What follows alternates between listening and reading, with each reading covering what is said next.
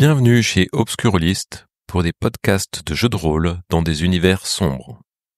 Précédemment, dans la banane noire, Irina, Sven et Marcus ont découvert une créature étrange à la Germanische Gemeinschaft et continuent à parcourir leurs rêves.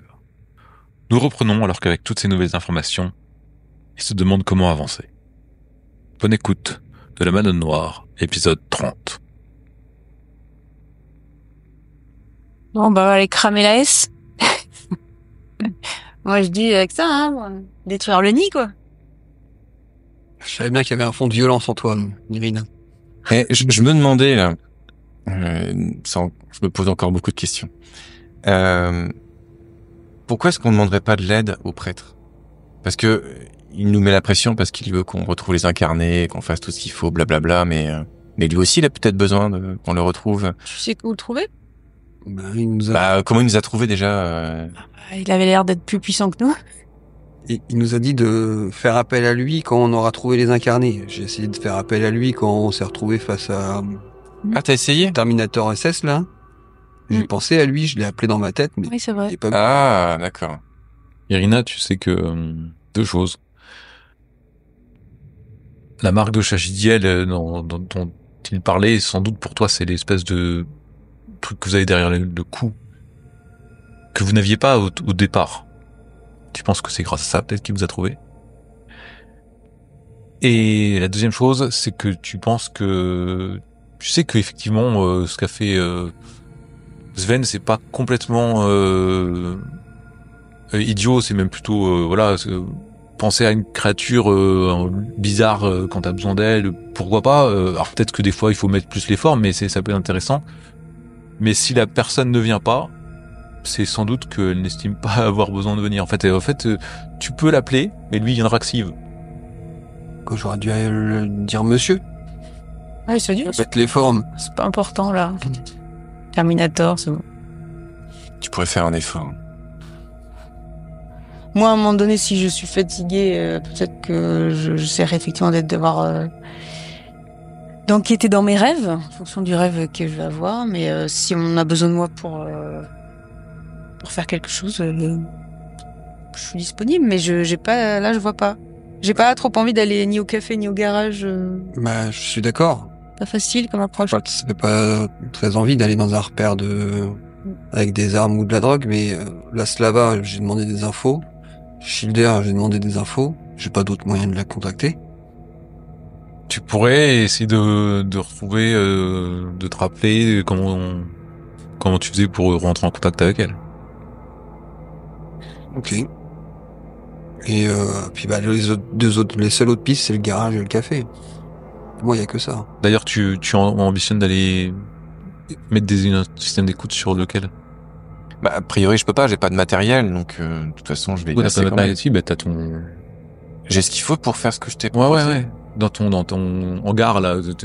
Ah oui, d'accord. Que Irina a dit qu'elle était fatiguée et qu'elle a envie de se reposer, peut-être. Bah, si vous me dites pas, ouais, allez, viens, on va à un truc, je vous le dis, je pense que je dis, ouais, je vais essayer d'explorer mes rêves. Vous savez, maintenant, vous savez, voilà, que j'ai des capacités, Bah, de toute façon, moi, mon dispositif, on ira pas le mettre de jour, hein. Donc, de toute façon, il faudra forcément y aller quand il fera nuit. Bon, on va déjà récupérer le matos, Oui. se faire un repérage en passant devant, puis... On peut faire ça, ouais. On en Si tu discutera. veux, tu peux te reposer. Nous, on revient après, puis on fera aussi une sieste, je pense. Enfin, moi, en tout cas, j'aurai besoin d'une sieste.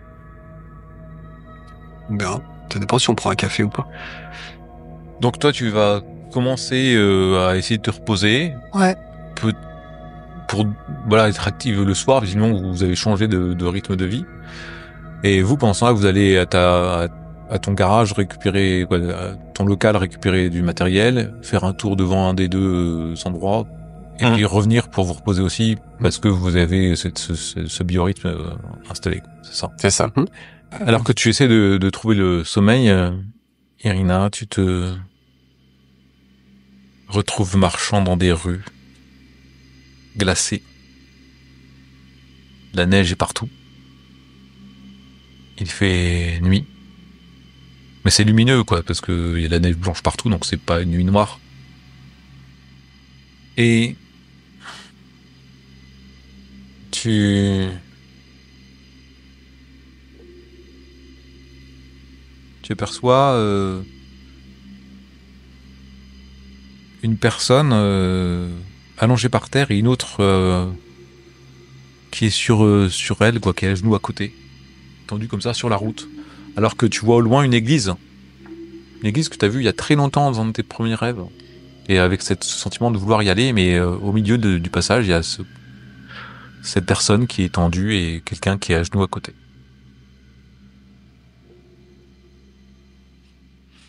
Ouais, j'ai vraiment envie d'aller dans cette église. Tu sens que c'est là qu'il faut que tu ailles. Je me dirige vers l'église. Donc tu te rapproches des deux personnes qui sont sur la route. Et tu cherches à les éviter. Ouais, je les ignore. Tu les ignores. C'est très dérangeant parce que quand tu passes à côté, tu entends des bruits. Tu pensais que la personne pleurait l'autre, et en fait tu comprends, tu entends des bruits de mastication. Moi, je cours du coup vers l'église. D'accord. Et t'es prêt à courir vers l'église et entendant ces bruits-là, mais tu ne sais pas pourquoi. À un moment, tu regardes un tout petit peu parce que ça te semble tellement hallucinant que tu te dis c'est pas possible. Tu te retournes et là, la personne lève son visage. Elle était en train de manger un espèce de corps gelé, si tu veux, par terre. Elle lève son visage, il y a du sang qui coule à la commissure de ses lèvres, qui coule comme ça. Et c'est terrifié que tu constates que c'est le visage de ta mère. Je pense que je suis pétrifiée. Enfin, je m'attendais pas du tout. Je m'étais quand même préparée à faire des rêves étranges, mais elle était jamais dans mes rêves jusque-là. Donc du coup, je suis surprise que ça soit elle. Je pense que je bloque, stupéfaite. D'accord. Mais je comprends pas en fait. Bon, tu regardes le corps qui est allongé par terre ou pas? Oui, tant que j'y suis, en fait, je me suis dit peut-être c'est une métaphore, je vais essayer de... Qui est allongé par terre, attendez? Mon père? Oui. J'aimerais que tu te replonges dans tes souvenirs et que tu me racontes tes parents, leur relation, ce qui s'est passé. Mes parents, en fait, ils ont divorcé, j'avais un peu plus de 19-20 ans. Et ma mère, ça l'a beaucoup affectée. Elle a fait une dépression. Et en fait, comme j'étais restée avec ma mère, bon, j'étais quand même déjà adulte, mais j'ai dû m'occuper d'elle, faire mes études de lettres, jusqu'à mes 20 ans où j'ai dû être internée à l'hôpital psychiatrique à cause de ma première crise psychotique.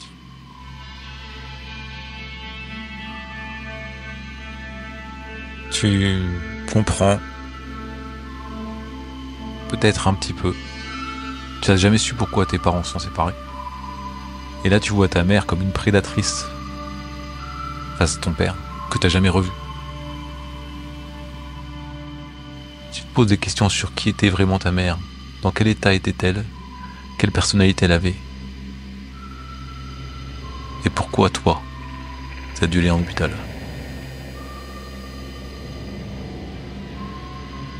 Tes jambes se coupent un peu sous toi quand tu constates tout ça et tu vas perdre en stabilité.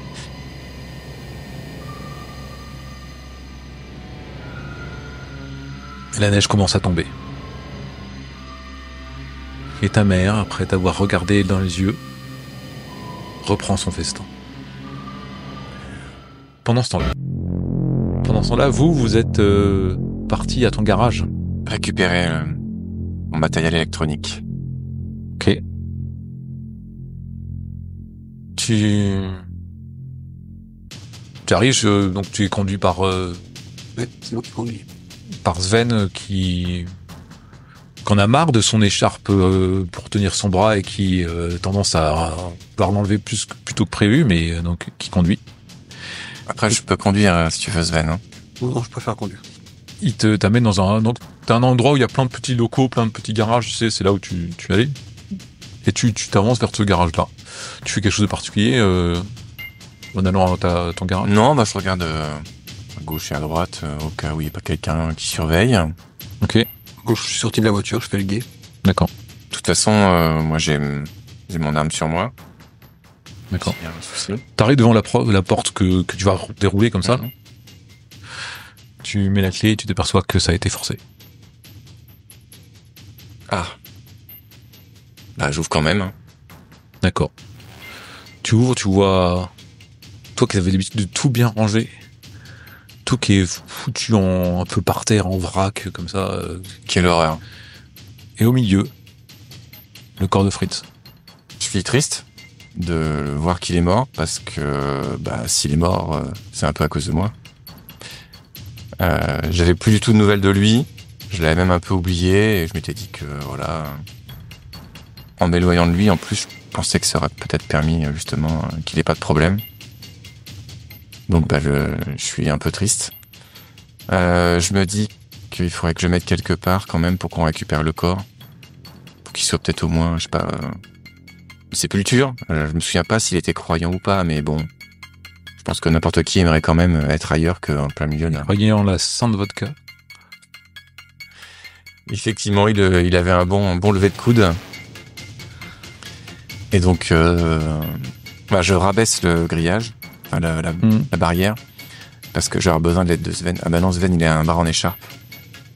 Je vais le voir quand même. Je me dis que Sven pourra pas m'aider, donc je vais m'occuper de lui.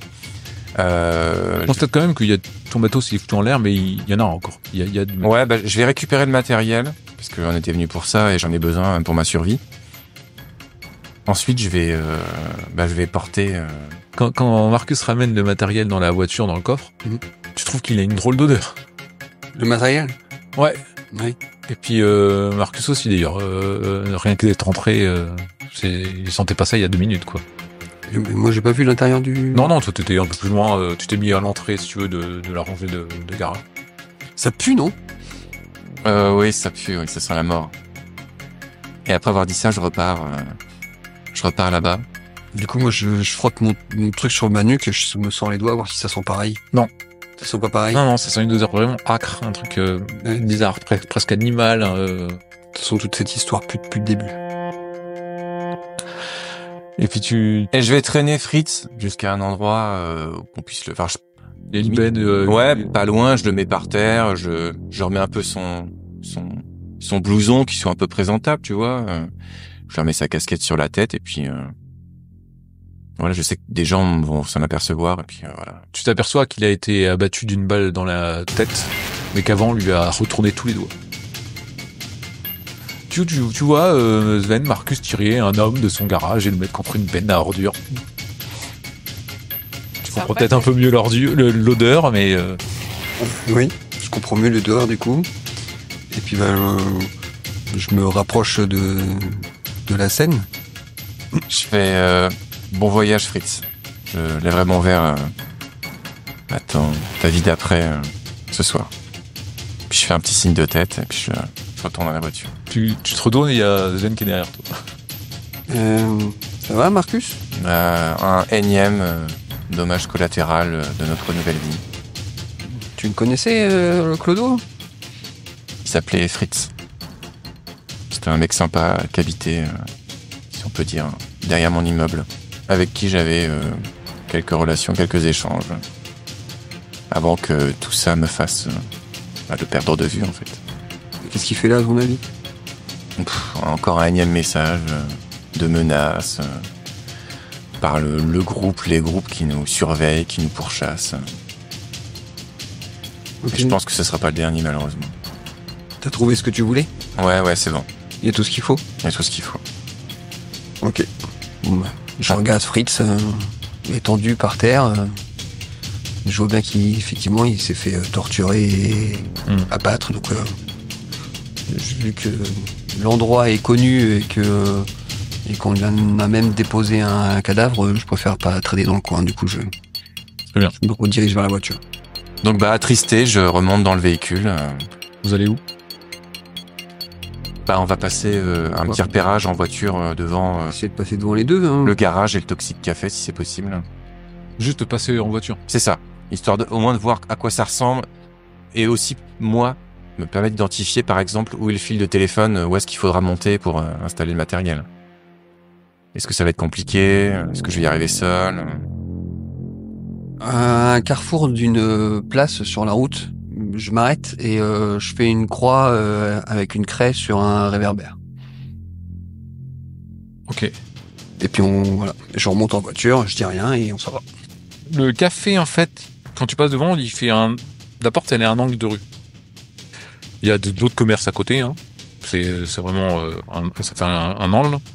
Et le garage, lui, c'est vraiment un garage, ce que tu peux imaginer d'un garage, quoi. Il y a une cour intérieure, visiblement, dans laquelle il y a possiblement des véhicules, et puis c'est un bâtiment, un immeuble de béton gris, dans une zone urbaine. Alors que le café, lui, il est vraiment... en fait, quand t'es passé devant, il y a le mot toxique écrit en noir sur la porte. Il n'y a aucune enseigne. Il y a juste une porte noire avec un mot marqué toxique. Et si tu sais pas que c'est un café, tu peux pas rentrer. Rien te l'indique. Du coup, c'est peut-être plus facile de mettre sur écoute le café, alors? Parce que je suppose que le garage, c'est une zone un peu dégagée, ouverte, pour peu qu'il y ait un chien ou ce genre de choses. Ouais, tu sens que c'est plus industriel, plutôt zone comme ça, le garage, alors que le café, c'est vraiment, au milieu d'un, ça pourrait être un petit bâtiment, truc, quoi. Ouais. Voilà. Ok. Donc je partage avec Sven mon analyse. Il doit y avoir d'ailleurs un bloc qui fait qui dessert des commerces d'à côté. Je mettrai mon installation au café toxique, du coup, c'est plus facile d'accès, moins dangereux, je pense. Tu peux en mettre qu'un? Peut-être quoi en mettre deux? Non, j'avais du matériel que pour un. Ok, c'est toi qui décides alors. Pas pour le café. Même si je pense que les armes, ce serait peut-être plus facile à suivre, mais... Tu l'as vu descendre, mettre sa croix sur un lampadaire et remonter. C'est assez bizarre ce qu'il fait. Puis vous rentrez. Est-ce qu'il serait possible de s'arrêter peut-être dans une supérette pour acheter 2-3 trucs? Il faudrait une bouteille de vodka aussi. Une bouteille de vodka? Tu es sûr que c'est vraiment le moment de se la mettre, là? Ouais. Un petit verre à Fritz, ouais. Ok, une petite supérette où il n'y a pas de caméra. Arrête donc une épicerie. Ok, vous achetez de l'alcool. Ouais, pas que. J'achète des trucs aussi. Ouais. Nourriture. Je sais pas si on trouve de la vodka, mais du des schnapp. trucs bêtes comme, je sais pas, dentifrice, brosse à dents. Je sais même pas si on avait pensé à ce genre de choses. On fait vite faire un petit panier sans trop perdre de temps. Toi, Sven, tu sais que t'avais un vieux numéro. Et que ce que t'as fait, tu l'as fait de façon... Pour toi, ça veut dire que c'est dans ta tête? C'est un truc qui te trotte dans la tête? Peut-être qui te dérange d'ailleurs? Mais d'habitude, tu faisais ça au Danemark, dans des endroits bien particuliers, et pas en plein Berlin, sur un beau lampadaire. Il y a peu de chances que ça marche, que ça aboutisse, mais ça te rappelle ce truc-là qui est lancinant dans ta tête, qui prend pas mal de charge mentale. Ouais. Bah ouais, c'est un nom qui surgit du passé comme ça, alors que depuis le début je savais pas ce que j'avais à faire dans cette histoire et ça me fait bizarre. Le numéro que t'appelais à l'époque, c'était le numéro d'un commerce, peut-être aussi comme une épicerie, comme ce que tu viens de faire là. Il y a un commerce par laquelle vous passiez des messages. Un commerce au Danemark. Au Danemark, évidemment. Vous arrivez, il y a Irina qui dort. Non, fais attention, elle nous avait qui dort, qu'elle sommeil agité. Vous la voyez s'agiter dans son sommeil.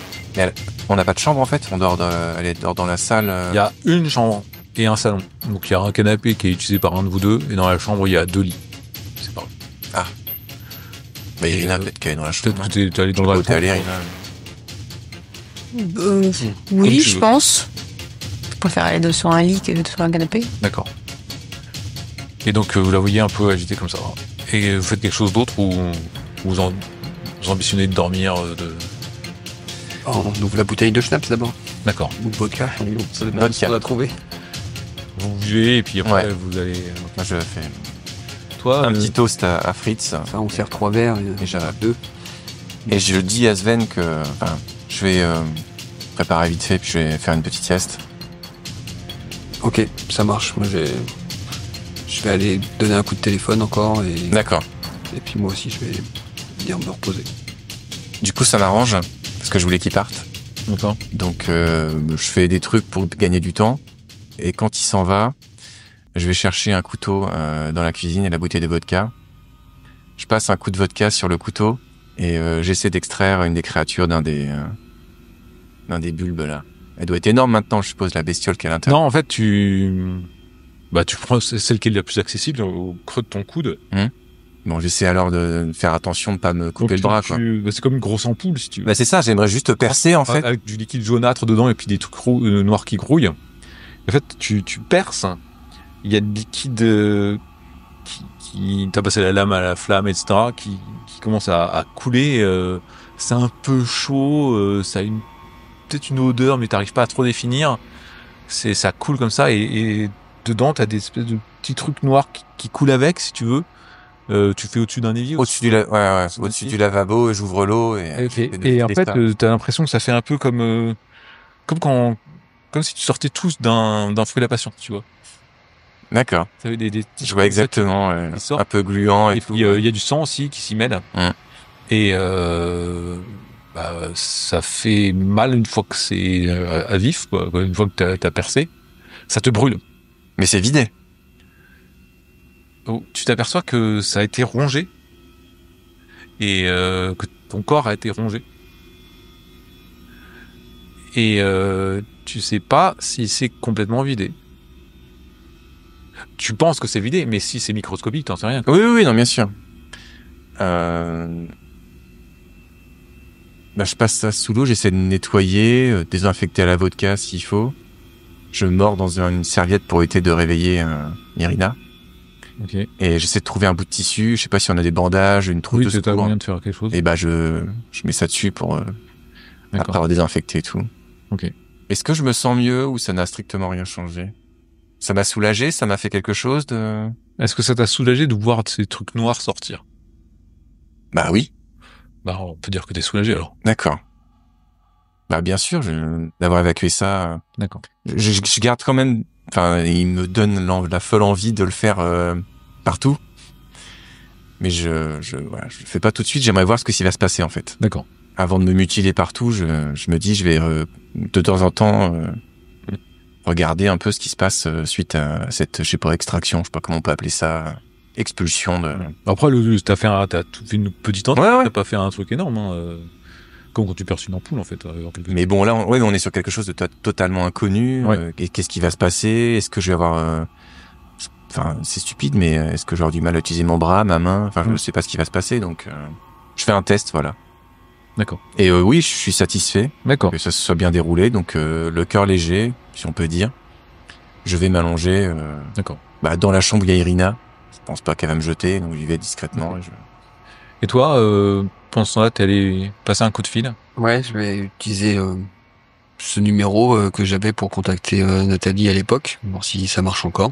Donc, je propose le numéro, voir si déjà c'est le même magasin. Oui, c'est le même magasin, en te parlant danois. Et tu déclares ton identité. Non, je dis que c'est Sven et que j'ai besoin de parler à Nathalie.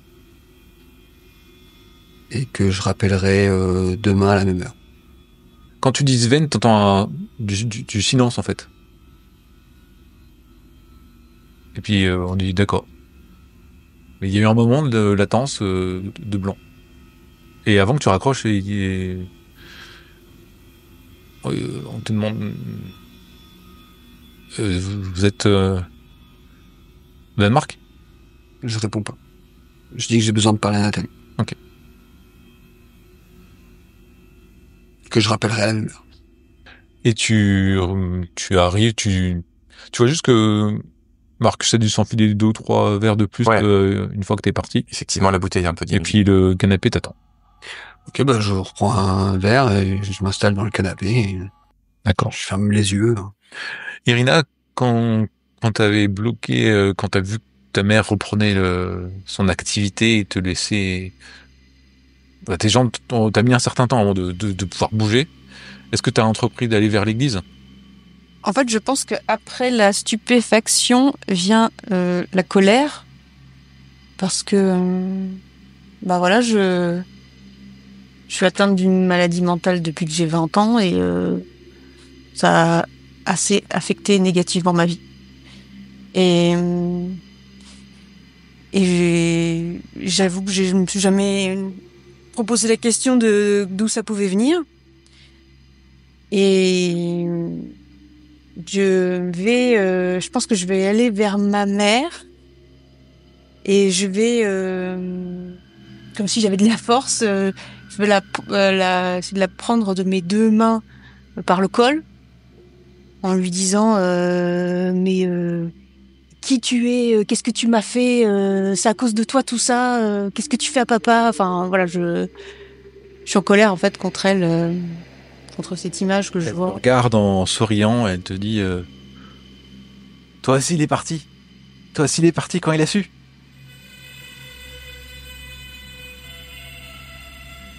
Je la relâche.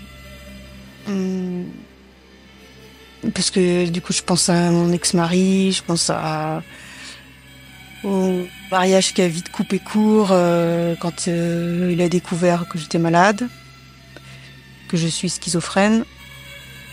Et ça fait remonter beaucoup de choses. Et je me dis bah oui, de toute façon, ça doit bien venir de quelqu'un. Donc en fait, je la relâche comme ça et je suis dépitée et je recours vers l'église. En te retournant, tu l'entends crier derrière toi. Des lâches! Les hommes sont tous des lâches! Ils nous laissent! T'es comme moi, ma fille! Bats-toi! Et tu cours, t'essaies de pas l'entendre, cette voix. T'entends cette voix, puis en plus derrière t'entends des reproches qu'elle te faisait, des choses comme ça, tu la sentais très... Alors, il y a des flashs qui te reviennent, ta mère, elle était pas schizophrène, mais elle était très envahissante avec toi quand t'étais petite. Peut-être très envahissante avec ton père aussi. Peut-être ce côté, voilà, un peu le vampiriser, quoi, lui prendre l'énergie, te prendre ton énergie, et... Tu te rappelles qu'elle est pas venue à ton mariage ? Et tu cours, et il commence à neiger très fort. T'es obligé de te couvrir les yeux, t'as très froid et il fait tout noir, et quand tu les rouvres, t'es assise dans un camion. Il y a des hauts murs de bois, de plaques de métal qui t'empêchent de voir l'extérieur. T'es vraiment dans le camion. Tu vois que le ciel est sombre et sans étoiles, et qu'il y a un soleil noir ou alors une lune, tu sais pas trop, qui semble te dévisager. Tu te sens petite fille. Et dans le camion, face de toi, il y a 2 petits garçons, dont un tient une poupée entre ses bras. Et ainsi se termine La Madone Noire, épisode 30.